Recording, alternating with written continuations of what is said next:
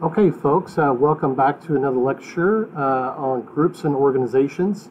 And let's just jump into it. We've already been talking about groups and organizations a little bit. So this is a bit of a review. When we think about groups, we think about clusters of people with whom we interact with in everyday life. Clusters of people whom we interact with in everyday life, okay? So I can't emphasize again the importance of groups in terms of the human experience, right? Part of our development of self is based on our interaction with other people in groups. So also you'll see two or more people who identify and interact with one another. So a group can be just two people, and they can be much larger than that as well, and we'll talk about that going forward. They're made up of people with shared experiences, loyalties, and interests, people that have something in common, usually. You can be part of a group where there's a lot of variation in interest, and we'll talk about those kinds of groups again here in just a moment. And then a special kind of we, okay? All right, so moving on. Again, we're talking today about primary and secondary groups, okay? And so these are going to be small groups. The next lecture will be small groups versus formal organizations, okay? So we've talked indirectly about primary groups already, whether we're talking about family or close friends, people that we have a special connection to. We talked about that a little bit in terms of socialization. So we have a tendency to see people that we're really close to as more important or as more valuable. We have an emotional connection with people in primary groups, okay? And when we talked about status set and role, social positions that you occupy, during that lecture I discussed how when we think about who we are, we first identify ourselves usually as a member of a family in various positions, right? So, but that doesn't mean that primary groups are the only important groups.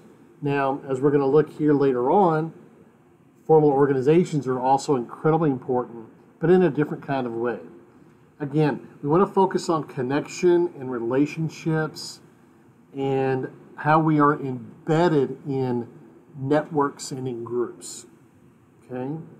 We get a lot from that because of the development of the self. We are a social creature, a social species.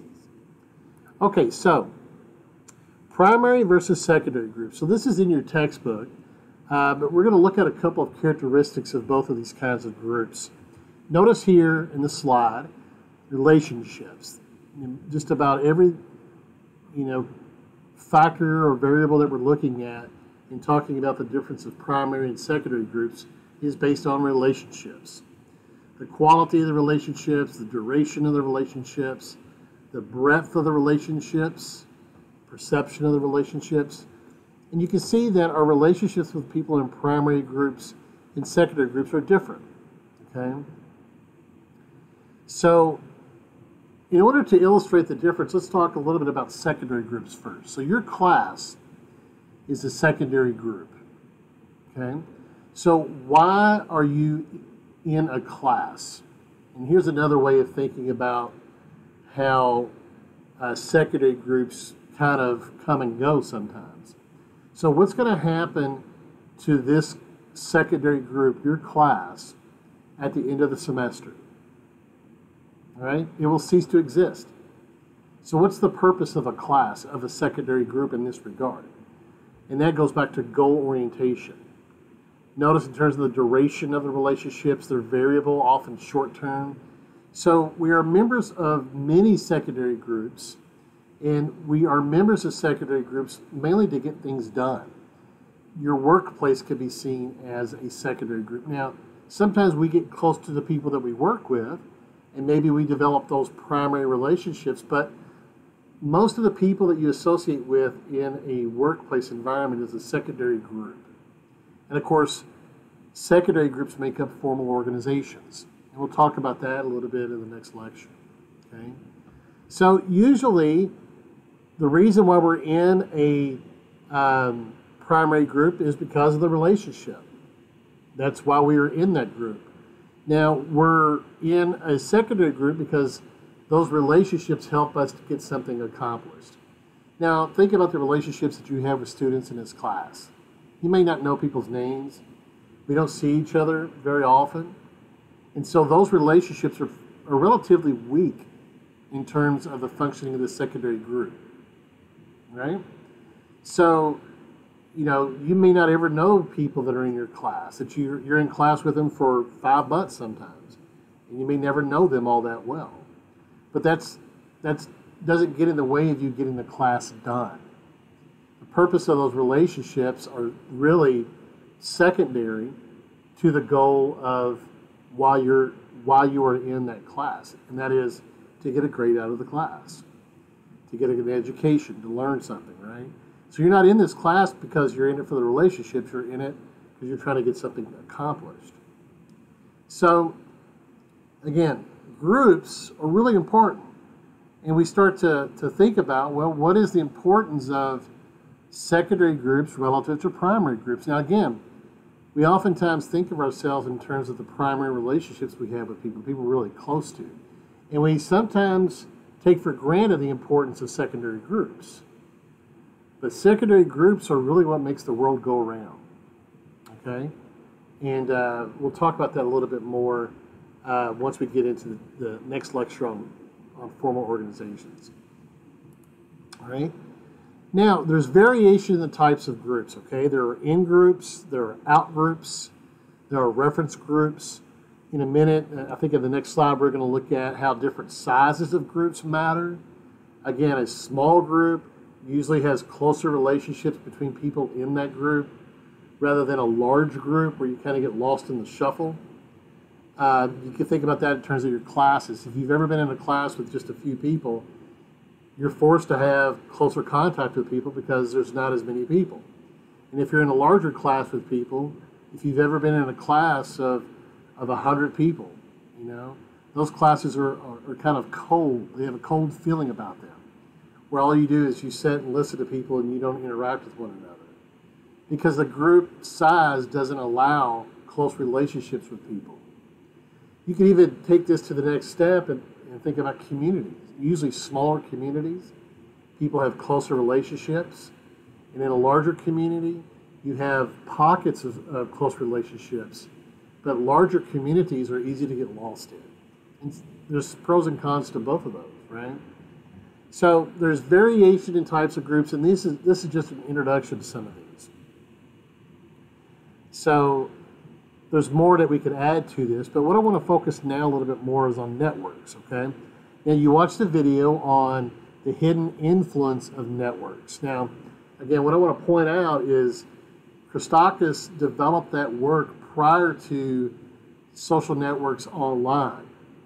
The work around groups that you're looking at right here and what we've been talking about this chapter and what's in your textbook, most of that is developed around examining networks in the physical world.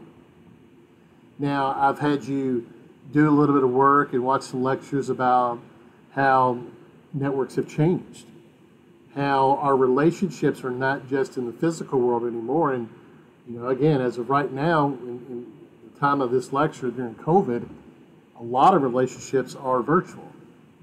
Well, what does that mean?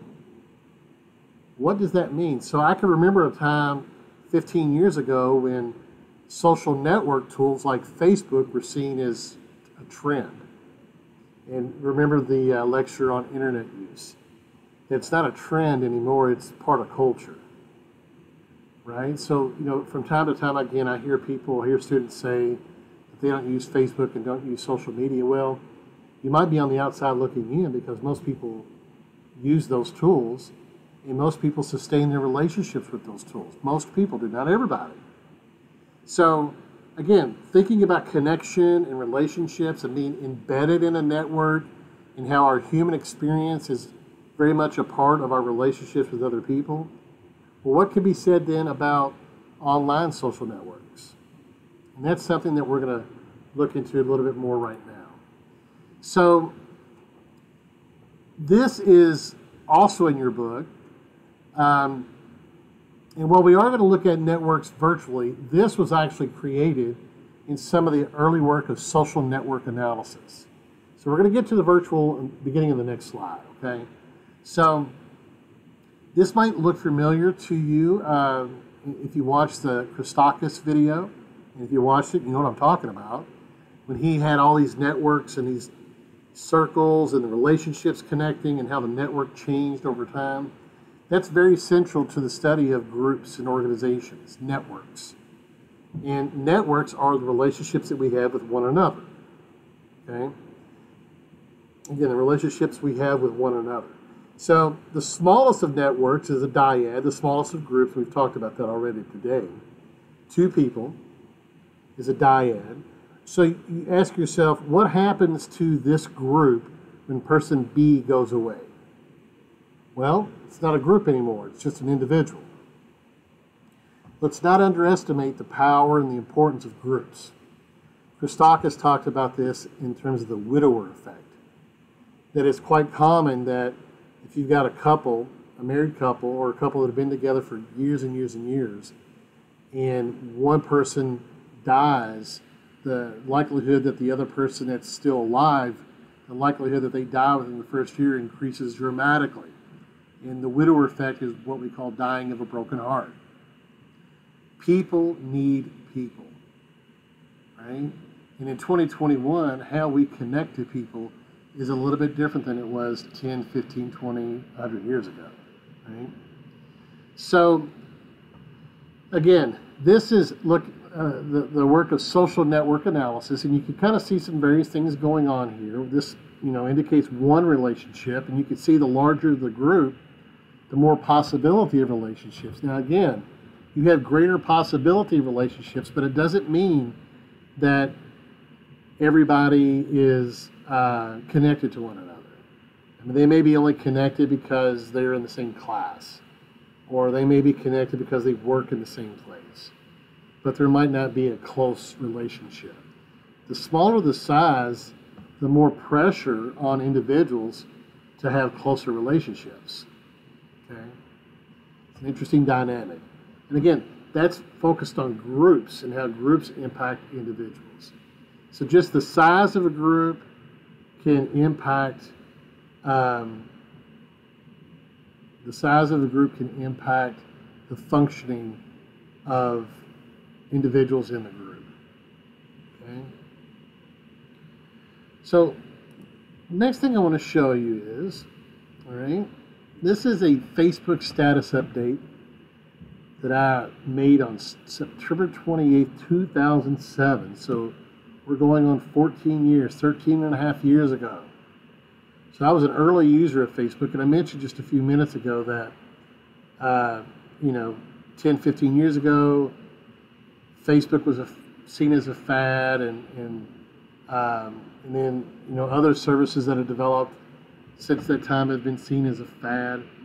Well, I kind of recognized early on that virtual online networks, the opportunities that they provided to people were going to be significant.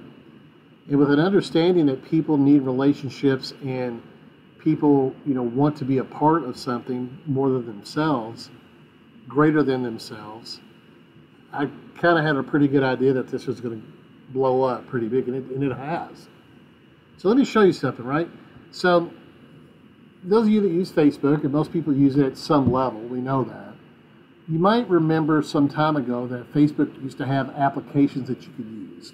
I think it's called Farmville was an application that became kind of popular. And there was a number of different gadgets and widgets that you could use in Facebook, and they don't use those as much as they used to. But there used to be this application called a friendship wheel application, or friend wheel. You see that I'm mentioning of that here in the status update. Well, what this app did in Facebook is that it plotted your friendship network. And so you can see this is September 28th, so that's fall of 2007. So I ran this in the fall of 2007, and I realized there was something going on.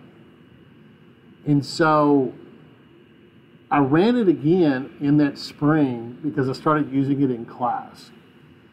So the timing of this lecture is February 16th, 2021. You can see that this run of this Friendship Wheel app has been almost 14 years ago. Is that right? No, 13 years ago. Almost to the date, right? So 13 years ago, when I ran this application, what you're looking at is you got me in the middle, and everybody around me is my friend on Facebook. Okay? So everybody in that circle is my friend on Facebook. And so the lines that you see are their connections with other people that I'm friends with. So I'm showing you this friendship wheel application to kind of give you an idea about how online social networks have grown over time. Just as an illustration of something here, okay? So yeah, I didn't have a whole lot of friends back in 2008 on Facebook because not many people were using Facebook. So let me show you this. So this idea about being embedded in social networks, you know, again, Christakis has studied that in the physical world, and you could see with this friendship wheel application an example of how that is transferring to the virtual world as well.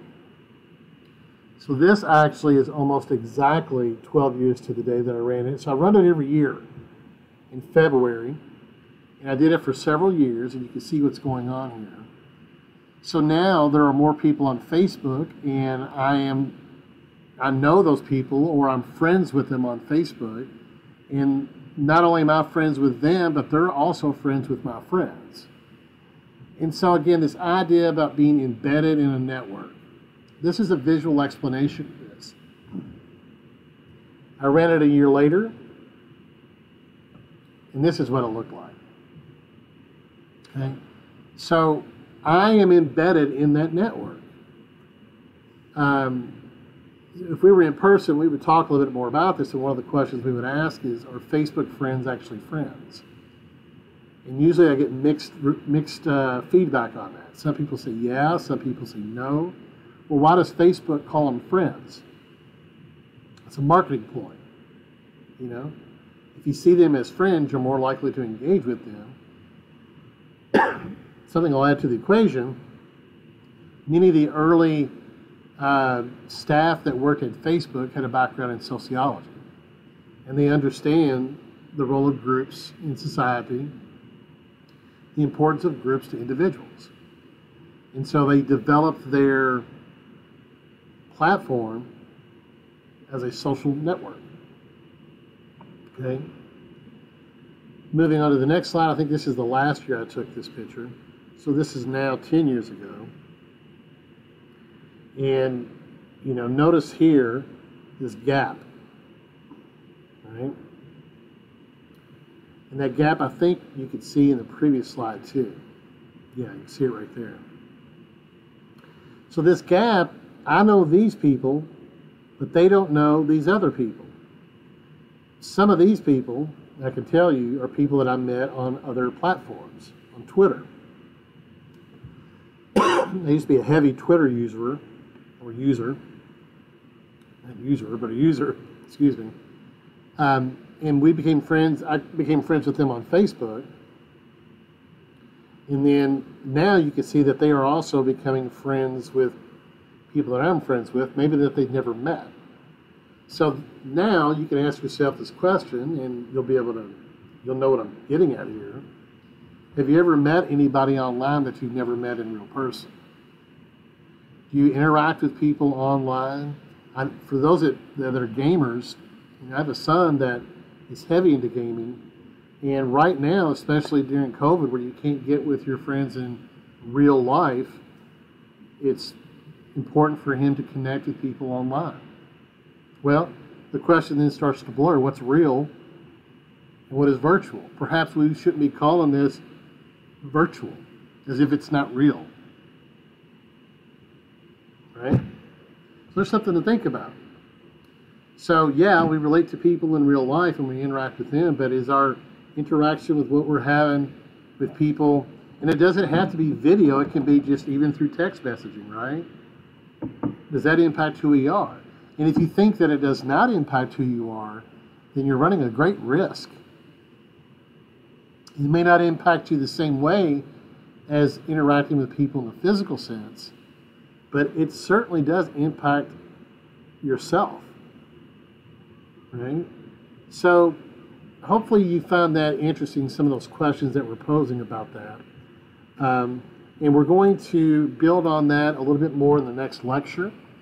Actually, we're not going to build on that. We're actually going to talk about, and you may have seen this slide there, we're going to move now to talking about small groups and organizations. So again, while a lot of the social network work in sociology was built in the physical world, certainly our relationships and the dynamics of our interactions that we have with people have changed substantially over the last 15 years with the advent of technology, mobile technology, internet, social networking in the virtual world.